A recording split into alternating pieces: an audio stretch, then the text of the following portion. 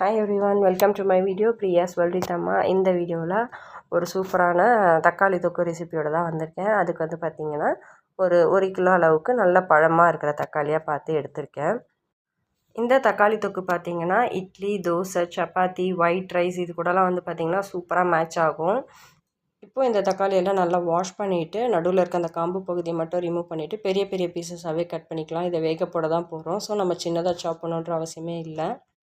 இதை நம்ம வந்துட்டு ரெடி பண்ணிவிட்டு ஒரு ஏர்டைட் கண்டெய்னரில் போட்டு ஃப்ரிட்ஜில் ஸ்டோர் பண்ணி வச்சிட்டோம்னா இது வந்துட்டு பார்த்திங்கன்னா ஒரு 1 மந்த் வரைக்கும் இதோட ஷெல்ஃப் லைஃப் இருக்குது. யூஸ் பண்ணும்போது ட்ரை ஸ்பூன் யூஸ் பண்ணி நம்ம எடுத்துக்கிட்டோம், ஹேண்ட் ஃப்ரீயாக வச்சுருக்கோம் அப்படின்னோம்னா இதோடைய ஷெல்ஃப் லைஃப் வந்துட்டு கண்டிப்பாக 1 மந்த் வரைக்குமே இருக்கும். இப்போ தக்காளி எல்லாமே வந்துட்டு பார்த்திங்கன்னா கட் பண்ணி எடுத்தாச்சு.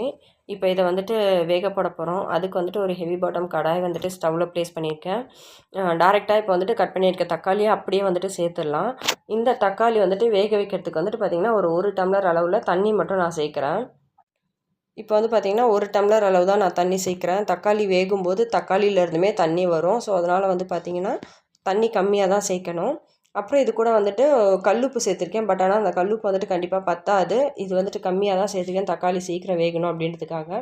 அண்ட் இது கூட வந்து பார்த்திங்கன்னா ஒரு சின்ன லெமன் சைஸ் அளவுக்கு புளி, அதில் இருக்கிற சீட்ஸ் எல்லாம் ரிமூவ் பண்ணிவிட்டு சேர்த்துருக்கேன். தக்காளி சீக்கிரமாக வெந்து வரதுக்காக ஒரு தட்டு போட்டு மூடி வச்சுருக்கேன். நெக்ஸ்ட் இது கூட ஆட் பண்ணுறதுக்காக ஒரு பவுட்ரு வந்துட்டு நம்ம வறுத்துட்டு அரைச்சி சேர்க்குற மாதிரி இருக்கும். அதுக்கு வந்து பார்த்திங்கன்னா 1.5 டீஸ்பூன் அளவுக்கு கடுகு, 1.5 டீஸ்பூன் அளவுக்கு சீரகம் போட்டிருக்கேன். நெக்ஸ்ட் இது கூட வந்து பார்த்திங்கன்னா ஒரு 1/2 டீஸ்பூன் அளவுக்கு வெந்தயம் மட்டும் போட்டுக்கலாம். இது நல்ல ஒரு அரோமா வர்ற வரைக்கும் நல்லா வந்துட்டு ட்ரை ரோஸ்ட் பண்ணி எடுத்துக்கலாம். பட் கண்டிப்பாக வந்துட்டு ஸ்டவ் லோ ஃப்ளேமில் வச்சுக்கோங்க. இந்த கடுகு, சீரகம், வெந்தயம் வந்துட்டு கரிஞ்சிடக்கூடாது. ரோஸ்ட் ஆனால் மட்டும் போதும். கரிஞ்சிடுச்சு அப்படின்னா கண்டிப்பாக அது வந்துட்டு ஃப்ளேவர் வந்துட்டு மாற்றி விட்டுரும். ஸோ இது வந்துட்டு நம்ம ட்ரை ரோஸ்ட் பண்ணிவிட்டு அது ஒரு 2 மினிட்ஸ்லேயே வந்து ட்ரை ரோஸ்ட் ஆகிடும். ட்ரை ரோஸ்ட் பண்ணிவிட்டு இதை வந்துட்டு நம்ம மிக்ஸி ஜாரில் சேர்த்துட்டு ஒரு நல்ல ஃபைன் பவுடராக வந்துட்டு நம்ம அரைச்சி எடுத்துக்கலாம். இப்போ வந்து பார்த்திங்கன்னா ஒரு 10 நிமிஷத்துலேயே தக்காளி நல்லா வந்துட்டு வேக ஆரம்பிச்சிருச்சு. ஓரளவுக்கு எல்லாமே தக்காளி எல்லாமே மசியுது. நம்ம வந்துட்டு தண்ணி 1 டம்ளர் தான் ஊற்றுறோம். இப்போ பாருங்கள் தண்ணி எந்தளவுக்கு அப்படியே டபுள் ஆகிருக்கு. ஸோ அதனால தான் சொன்னேன் தண்ணி வந்துட்டு நம்ம பார்த்துட்டு சேர்த்துக்கலாம் அப்படின்னு சொன்னேன். அகெயின் வந்துட்டு ஒரு 5 நிமிஷம் ரெஸ்ட் கொடுத்துட்டு பார்த்தேன், தக்காளி நல்லாவே வந்துட்டு வெந்திருக்கு. இப்போ இதை வந்துட்டு ஆஃப் பண்ணிக்க போகிறேன். ஸ்டவ் ஆஃப் பண்ணிவிட்டு தக்காளி வந்துட்டு நல்லா ஆற விடணும். இப்போ இதிலேருந்து தண்ணியை விட்டுட்டு வெறும் நம்ம வந்துட்டு சேர்த்துருக்க தக்காளி அண்டு புளியை மட்டும் எடுத்துக்கலாம். தண்ணி வந்துட்டு கம்ப்ளீட்டாக ட்ரைன் பண்ணிவிட்டு இந்த தக்காளி மட்டும் எடுத்துக்கலாம். பட் தண்ணி வந்துட்டு நமக்கு தேவைப்படும். தண்ணி வந்துட்டு கீழே ஊற்றிடாமல் அதை அப்படியே வச்சுருக்கணும். தக்காளி மட்டும் இப்போ நம்ம அரைச்சி எடுத்துக்கலாம். கடுகு, சீரகம், வெந்தயம் போட்டிருந்தேன் இல்லையா, அதை வந்துட்டு நல்லா ஃபைன் பவுடராக அரைச்சாச்சு. இப்போ அதை மாற்றிட்டு அப்படியே அந்த மிக்ஸி ஜாரில் தக்காளி வந்துட்டு ஆற வச்சுருந்தோம் இல்லையா, அந்த தக்காளியுமே வந்துட்டு நம்ம சேர்த்து நல்லா அரைச்சி எடுத்துக்கணும். அரைச்சி எடுத்துட்டு நம்ம வந்துட்டு ஆல்ரெடி நம்ம தண்ணி கொஞ்சம் வச்சுருந்தோம்ல, அதில் வந்துட்டு நான் இந்த தக்காளி பேஸ்ட் அரைச்சி வச்சுருந்ததை மிக்ஸ் பண்ணி வச்சுருக்கேன்.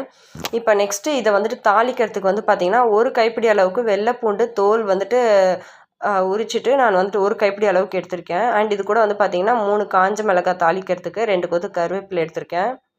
இப்போ தாளிப்புக்கு ரெடி பண்ணி வச்சுருக்க பூண்டை வந்துட்டு பார்த்திங்கன்னா இடிக்கல் வச்சு ஒரு 1 2மா வந்துட்டு தட்டி எடுத்துக்க போகிறேன். இதை வந்துட்டு மிக்சியில் போட்டு அரைச்சிடாமல் 1 2மா தட்டி போட்டோம்னா அதோடைய ஃப்ளேவர் வந்துட்டு ரொம்ப நல்லாயிருக்கும் அந்த தக்காளி தொக்குக்கு. அதுக்காக தான் இந்த மாதிரி வந்துட்டு நான் தட்டிட்டு போடுறேன். இப்போ நம்ம முழுசாக போட்டோம்னா கண்டிப்பாக வந்துட்டு அதை அப்படியே எடுத்து தனியாக வச்சுருவாங்க, பிள்ளைங்க சாப்பிட மாட்டாங்க. அதனால் இது மாதிரி நான் வந்துட்டு தட்டிட்டு சேர்க்க போகிறேன். இப்போ தாளிப்புக்கு வந்து பார்த்திங்கன்னா நான் நல்லெண்ணெய் எடுத்திருக்கேன். ஒரு 50லேருந்து 75 ml இருக்கும். இந்த எண்ணெய் சூடாகி வந்ததுமே அதில் வந்துட்டு பார்த்திங்கன்னா 1.5 டீஸ்பூன் அளவுக்கு கடுகு சேர்க்குறேன். கடுகு சேர்த்ததுமே நம்ம வந்துட்டு ரெடி பண்ணி வச்சுருந்தோம் இல்லையா, கருவேப்பிலை, காஞ்ச மிளகாய், பூண்டு, அது எல்லாத்தையுமே போட்டு நல்லா பொரிய விட்டுக்கலாம். நல்லெண்ணெயில் செய்யும்போது இதோடைய ஃப்ளேவர் வந்து பார்த்திங்கன்னா ஆல்மோஸ்ட் வந்துட்டு கிட்டத்தட்ட ஒரு ஊறுகாய் ஃப்ளேவரில் வந்துட்டு ரொம்ப நல்லா இருந்துச்சு. அதனால தான் நான் வந்துட்டு நல்லெண்ணெய் எடுத்திருந்தேன். இல்லைன்ற பட்சத்தில் நம்ம ரிஃபைண்ட் ஆயிலே சேர்த்துக்கலாம். இப்போ வந்துட்டு கருவேப்பிலை, காஞ்ச மிளகாய் எல்லாமே நல்லா பொரிஞ்சு வந்துச்சு. பூண்டுமே பார்த்திங்கன்னா நல்லா நிறம் மாதிரி இருக்குது. பச்சை வாசனை போயிட்டு நிறம் மாதிரி வந்திருக்கு. இப்போ இதில் வந்துட்டு நம்ம அரைச்சி வச்சுருக்க கடுகு, சீரகம், வெந்தயம் பவுடர் வந்துட்டு போட்டு நல்லா மிக்ஸ் பண்ணிக்கலாம். மிக்ஸ் பண்ணிவிட்டு நம்ம அரைச்சி வச்சுருந்தா அந்த தக்காளி பேஸ்ட் வந்துட்டு இப்போ இதில் சேர்க்குறோம்.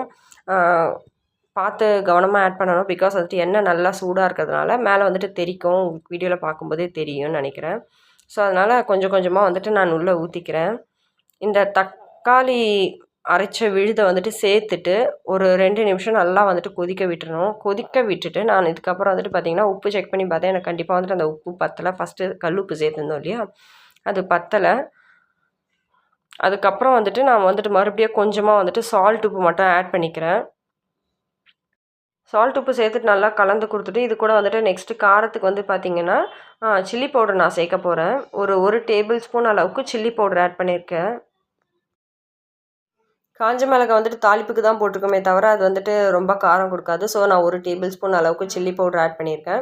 சில்லி பவுடர் ஆட் பண்ணிவிட்டு நல்லா கலந்து கொடுத்துட்டு ஒரு தட்டு போட்டு மூடி வச்சிடணும். ஒரு 20 நிமிஷத்துக்கிட்ட அது நல்லா சலசலன்னு கொதித்து எண்ணெய் பிரிஞ்சு வரணும்.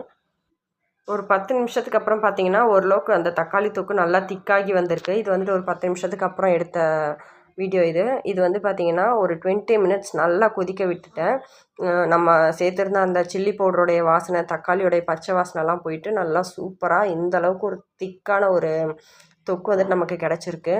இந்த தக்காளி தொக்கு வந்து பார்த்திங்கன்னா, நான் ஃபஸ்ட்டே சொன்ன மாதிரி idli, dosa, chapati and white rice இது கூட எல்லாத்துக்குமே வந்துட்டு பக்காவாக வந்துட்டு செட் ஆகும். இன்றைக்கி நான் வந்து பார்த்திங்கன்னா, இட்லி கூட தான் நான் ஃபஸ்ட்டு வந்துட்டு சர்வ் பண்ணேன்.